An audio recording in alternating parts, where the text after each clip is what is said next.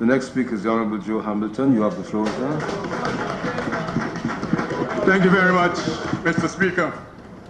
Mr. Speaker, I rise to make my contribution to Budget 2017 debate. And from the outset, let me point out that the budget presented by the APNU coalition government is a budget laced with poisonous measures, measures that will cause pressuration, suffocation, and in some instances, murderation to the Guyanese people. Mr. Speaker, the Honorable Minister Winston Da Costa Jordan, when presenting his government budget, spoke to the many firsts of the budget, but sorry, neglecting to mention a first that is very relevant to the Guyanese people. That is, it is the first death announcement budget read on national television. Minister Green, during his tenure as finance minister in the former days, read many death announcement budgets, but they were communicated to the Guyanese people via radio. Mr. Speaker, the budget measures outlined by the finance minister is a recipe for escalation of crime and criminality. Less jobs, less opportunities for young people equals, as the Minister of Public Security will know, equals more crime and criminality. More pressure on households is likely to exacerbate spousal abuse and suicides. More pressure. Mr. Speaker, since the budget presentation last Monday, May 28th, the Guyanese people and their representatives have made their views known.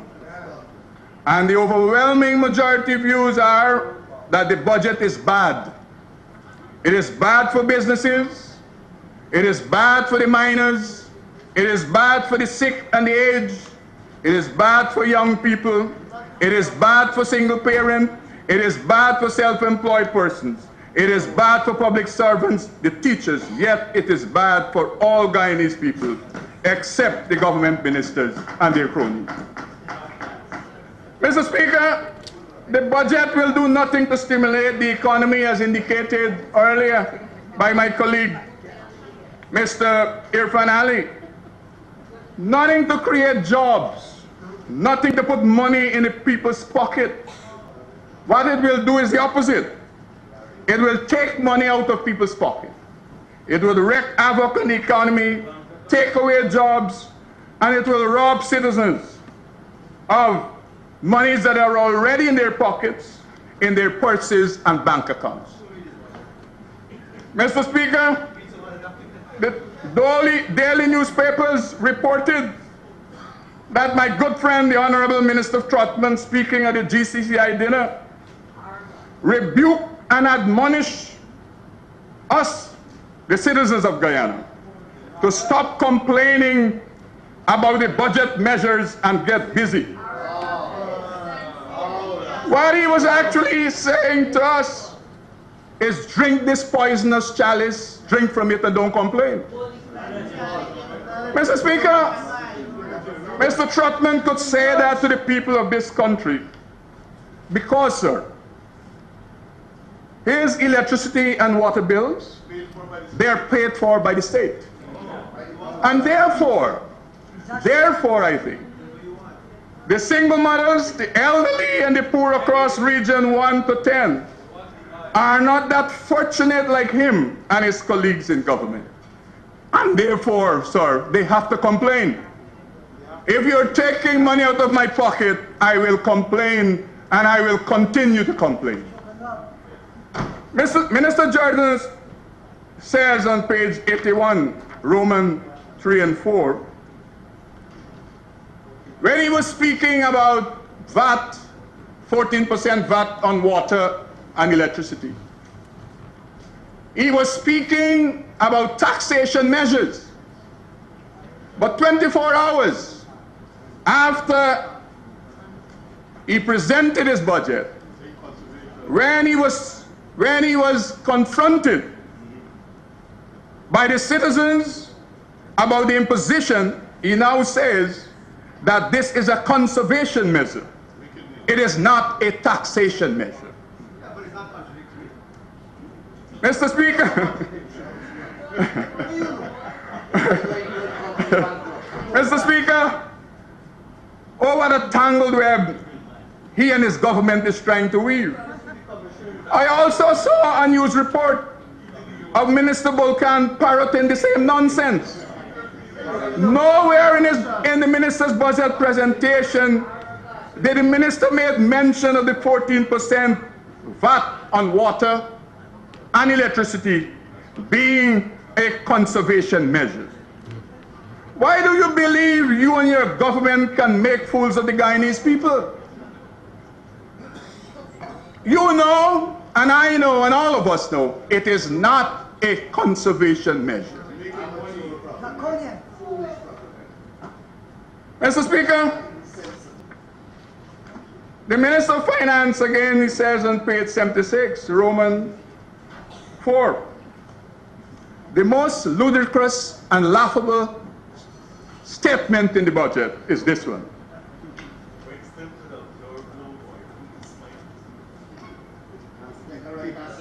He says that he will allow for people to bring in electrical charging stations. Mr. Speaker, the fact is, his colleague, Minister Patterson, can hardly keep the lights on and give us current to ensure our fish and chicken don't spoil. And now you're talking about electrical charging station. The power you have at the moment even can't keep our lights on so that our children can study. Cannot even keep our fridges working. Cannot even ensure that for those who are so fortunate that have air conditions, they can keep it running. They have to go and sit in their patio to get some natural wind. And therefore, in my humble opinion, sir, the measure about electrical charging station is what I consider to be a rumshab gaff. It couldn't be anything that is serious, any serious measure putting forward to the Guyanese people or the business people to ensure that this economy rebounds. It's a rumshab gaff. It is just something you throw in there. Persons earning $2,160,000 to benefit from an additional annual take-home pay of $46,800. My take-home pay is $18,000 a year. That is $1,500 per month more. And right away, I have to deal with 14% on the VAT and the water. Right away, I have to deal with taxes. Right away, I have to deal with taxes now on pampers for my children, on baby food for my children. I have to deal with taxes on cheese and eggs and all the essential items. Mr. Speaker, so the fact is, $18,000 per annum to take home, and I would have to at least find $80,000 to deal with my new expenses, to buy basic food items. Mr. Speaker,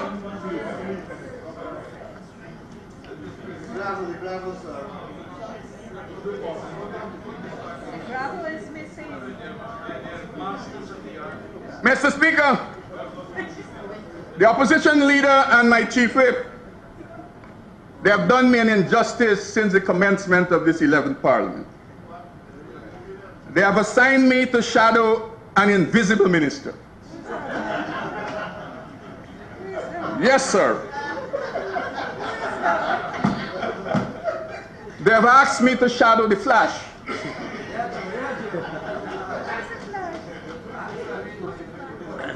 Mr. Speaker, secondly, I propose that we rename the business minister Willie. We change his name from Dominic to Willie, because all his budget presentations, he never says we have. It is always we will. 2015, I have it here, we will. 2016, we will. Today again, we will. He is yet to say to the Guyanese people, we have done this, I have done this. Mr. Speaker, in nearly 2 years, this minister is yet to point us to a tangible accomplishment of his ministry. Under his watch, the next year will report on what I have done. If you say we will in 2016, 2017, you cannot say we will on the same item. Mr. Speaker,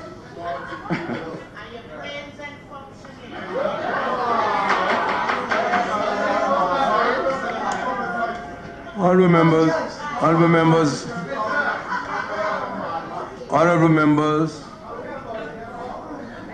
Mr. Hamilton, please take your seat. Honorable members, on both sides of the aisle, we cannot continue in this way.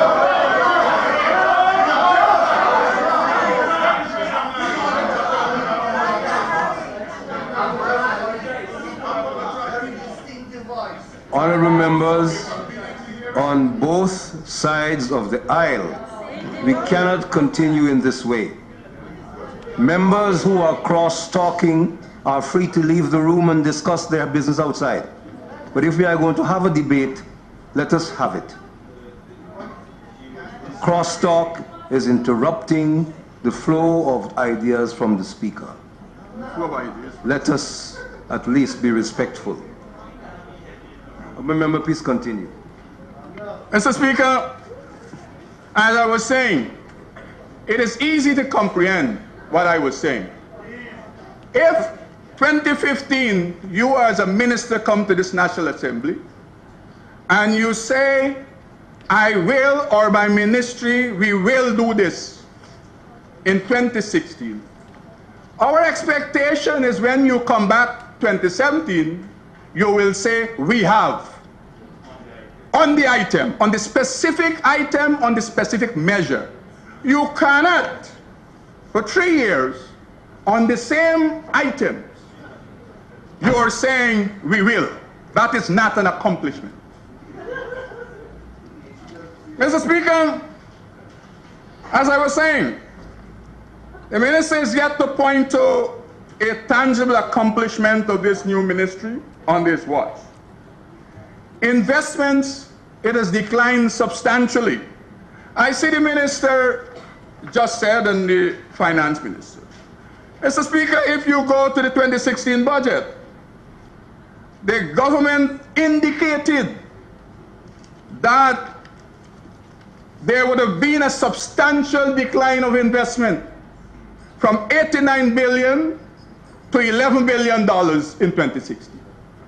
And now the government comes to us presenting the 2017 budget, and the government says that there was an investment inflow of $114 billion. The government, if that is factual, you would have been jumping up for joy. That you were able to pass your projection target by $103 billion, and yes, the economy is wrecked. Something does not add up. You cannot project $11 billion and then come to us and you say, I have surpassed my $11 billion by $103 billion. and the country and the economy is in the state it is in. Less jobs, less economic activity, and yet the government comes to us to say to us that investment inflow is for businesses, $114 billion. Mr. Speaker, I am advised that, Mr. Speaker, the Minister of Business, who I shadow, speaks glibly every time. I have all the about job creation, but is yet to inform the Guyanese people about the specifics of jobs created by his government. Name the sectors. Name the sectors. Name how many persons. Name the investors. Every year is just, we have created jobs. We will create 3,600. We have created 6,000. Where are the jobs? Tell us. For you to reach a number of 6,000, you have to add up a set of numbers. Unless you're pulling the $6,000 out of the air. What I would have expected is that the Minister of Business would have said to us that in the ICT sector, so many jobs were created. In the agro-processing center, so many jobs were created. But every time there's a blanket number, what we are sure about is that people are losing their jobs. That is what we are sure about. And that the investors like Barama, Bai Shanling, Demerara Timbers, they can give the numbers of the people that they have let go who are on the breadline. The housing sector. The housing sector. The contractors can give you a number of the amount of persons they had to let go because they are unable to be involved in the housing drive that they were accustomed to. Mr. Speaker, I'm always intrigued by the fact that the Minister of Business, I would expect when the Minister of Business comes to the National Assembly, sir, he is outlining strategic objectives, the type of business he is seeking to bring to Guyana. That I have traveled to Southeast Asia, that I went through Central America and North America. And this is the business, estimated business in US dollars, that my initiative has ensured happen. But what we have, not so long ago, the minister speaks to us, and two things he did in his presentation. He gave us an outline of his strategic plan for his ministry. We can have a time for that. We can debate your strategic plan. He regaled us about the construction at the Sophia Exhibition Center. Nobody expects. He regales us about some new vehicle he has to purchase. He regales us about some tents he has to rent. This is the Minister of Business that is speaking to the National Assembly and to the nation. Mr. Speaker, the minister needs to speak to us, sir, about employment for young people. He spoke about it. Tell me how many young people your measures were able to be employed in 2016. That is what I want to hear. Mr. Speaker, how did the measures of his 2016 budget empowered women? Mr. Speaker, the important issue regarding operationalizing the provisions in the Procurement Act to allow for and to ensure that small businesses participate in 20% of national procurement. This again, the Honorable Minister and his government failed in that regard miserably. Again, the minister comes 2017 and says we will. 2015, we will. The small businessmen and women cannot continue to just hear, Mr. Minister, that you will. They want to know how would they be able to participate now in the procurement activities. That is what they want to know, so that they can start planning. You have told them in 2015 you will.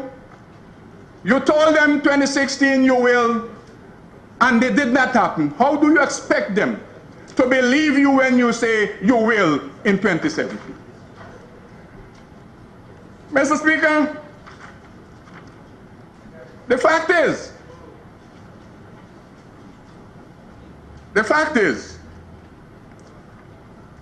the people of Guyana, since this budget came out, they have been speaking and their voices have been heard. I am yet to hear any citizen objectively say that this is a good budget. None at all. Mr. Speaker, this is one Mr. G.H.K. Lal. I will consider an apologist for the government. He said the 2% is so negligible as to be meaningless. That is the 2% decrease from the VAT. The private sector said phone company forced, that is the phone company, GT&T. Phone company forced to pass on VAT to consumers. The private sector commission says budget confirms sluggish economy. Private sector commission says new VAT regime to drive up price and inflation. Brahman Macrae, budget measures will have negative impact on growth and the economy. This is the analysis of Ram and Macrae.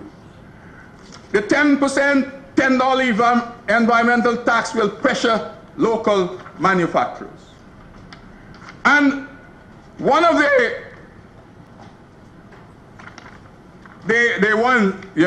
one Mr. Narayan Singh, I know, he's a protege. He's a protege of Mr. Kemrad Ramjatan. He's a protege of Mr. Kemrad Ramjatan. For that matter, he went further. He went further. He went further to say that the minister should be fired. He said the minister don't even know what he's doing.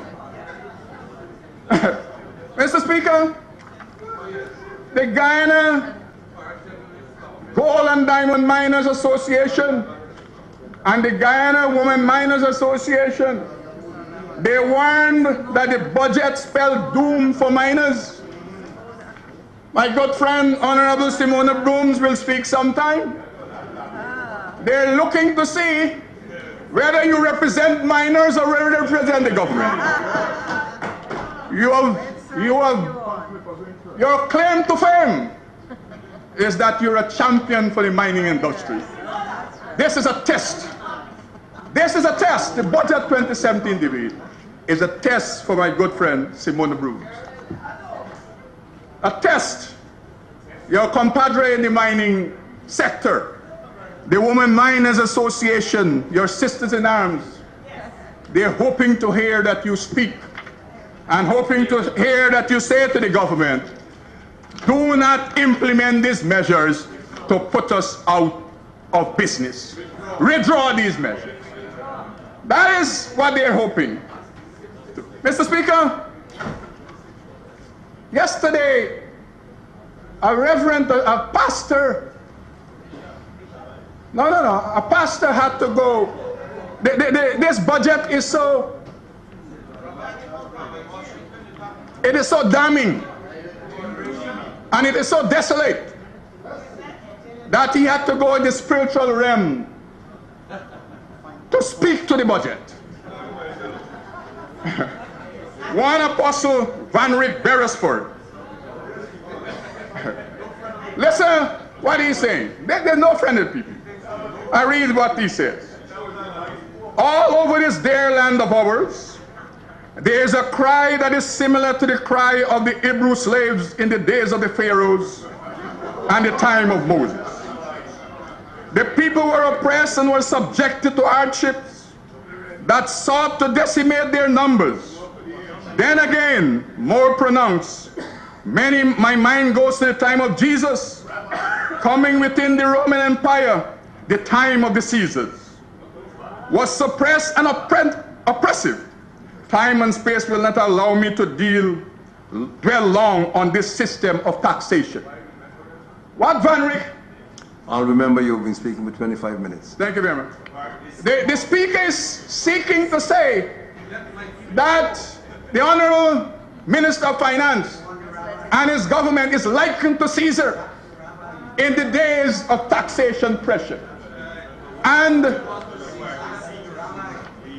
he says here in the 21st century, we as Guyanese are faced with a budget 2017 that will see more people on the breadline. Business will certainly be on the decline. Families will be decimated. Hardships will increase. Homes will be in the want. Students will find it difficult to pursue their studies. Income and salaries will be disappropriate. The low class of wage earners will never get an opportunity to go on a holiday, and general discontent will prevail over the nation. This is not the PPP. This is a supporter of the AFC, worked for the AFC, a supporter of the government. You were sleeping. Editor, there is undoubtedly in the air a feeling that is permeating the regions that this budget is not good for the average Guyanese, especially the self-employed and middle-income earners. I am certain that the vibes I am having have a feedback, a foreboding premonition of a daunting and discouraging period in the history of Guyana taxation that has not been seen since the early 80s of the Cooperative Republic of Guyana. It's not the PPP saying this. The logistical dynamics of the budget does not indicate or forecast a good life for us Guyanese. So your good life speech is a pie in the sky. Exactly. Mr. Speaker, therefore I use my authority, he says, as an apostle of Jesus Christ, to beseech civil society, the business community, religious bodies, the man in the street vendors, mothers and fathers, teachers and nurses, learned professionals, pensioners, right-thinking Guyanese, the hungry and the dispossessed, the diaspora, and more importantly, the Parliament of Guyana, to raise their voices wherever they are and let the soundness and balance be sought and delivered to this national budget. That's how we do it. That is why we are asking for you to withdraw this budget. Because what it will do, as I said earlier, is pressuration, sufferation, and moderation in some instances. Mr. Speaker, he went on to say, if you don't, you will have to ask yourself this pertinent question. Is the 2017 budget malignant? This is a cancerous tumor you have let loose to the Guyanese people. If it is, then you must give the next generation of Guyanese the reason why you allowed it to pass. And may God help Guyanese out of the clutches of the Pharaohs and the stronghold of the Caesars. He is likening this government to those of Pharaoh and the taxman to Caesar. Further, I implore the Honorable Minister of Finance, Minister Winston Jordan, to reconsider reversing some of the measures laid out in this particular budget. And then he says finally, if my pension were rounded, I will be able to put some cheese and chicken on the table. And so, he's unable. That as well. He's unable. That will be difficult to purchase, even though it's cheap, with this budget. Mr. Speaker, so people have sounded their voice. There is no, and you know, one of the important things to note is that very few government ministers, they have gone into the public domain to speak on their budget. Very absent. It means like they themselves have difficulty with the budget and its measures, or they have difficulty representing this budget that was presented.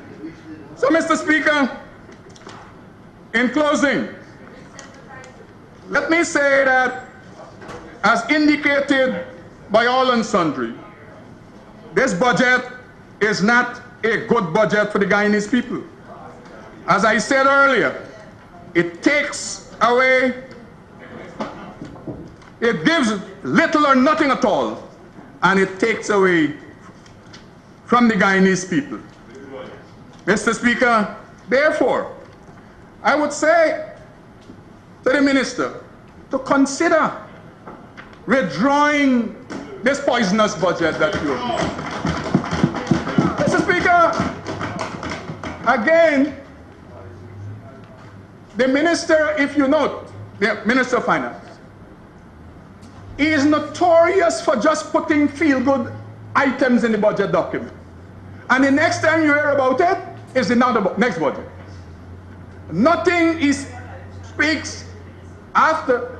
He spoke the last time about village development projects. We are yet to hear if any canals were dug in Ithaca, Betterfor-Acting, and wherever. I remember you must wrap up now. Yes, Mr. Speaker. So, Mr. Speaker, as I said earlier, the budget is bad for everyone except the government side. We would hope that, in consideration of the arguments by the Guyanese people and in consideration of the arguments by the opposition over the next 5 days, the government would see it fit to withdraw this budget and let us come again. Thank you very much.